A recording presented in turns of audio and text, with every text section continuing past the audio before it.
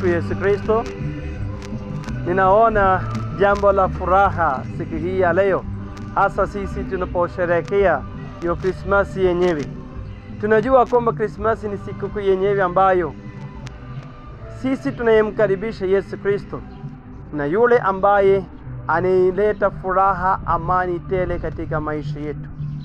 Kila Krismasi inasema kwamba Yesu amezaliwa ndani yako, na Yesu amezaliwa kwa ajili ya kila moja.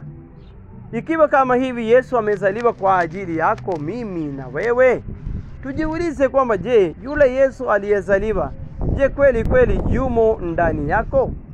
Na kama Yesu yumo ndani yako, je kweli umehakikisha kwamba unayo yale matunda ambayo yataonekana Yesu atakapoingia ndani ya moyo wako? Je, uwe na furaha? Je, una furaha? Je, wewe una upendo? Je, wewe una amani?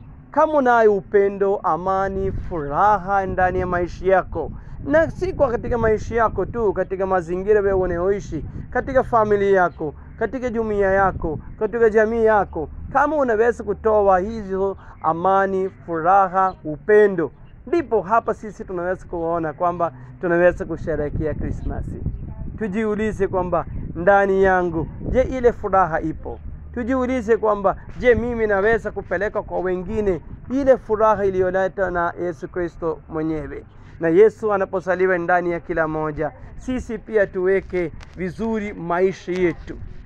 Sisi tujitahidi kwa kujiweka wenyewe vizuri, tukiwa tumeungama, tukiwa tumeacha njia za dhambi, tukiwa tukisikiliza yale maneno ya Mtakatifu Yohane aliyosema, Yohane Mbatizaji aliyosema kwamba sisi tutengenezeni njia kwa ajili ya kumkaribisha Yesu Kristo. Tunaposherehekea kwa shamla Krismasi, tunapokula na kunywa, je, mimi nimejiweka vizuri maisha yangu kwa ajili ya kumkaribisha Yesu Kristo?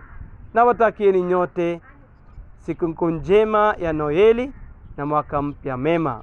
Mimi Padri Jobi Tarail MCBS, dekano wa dekania ya Paulo Msalaba, Dodoma mjini.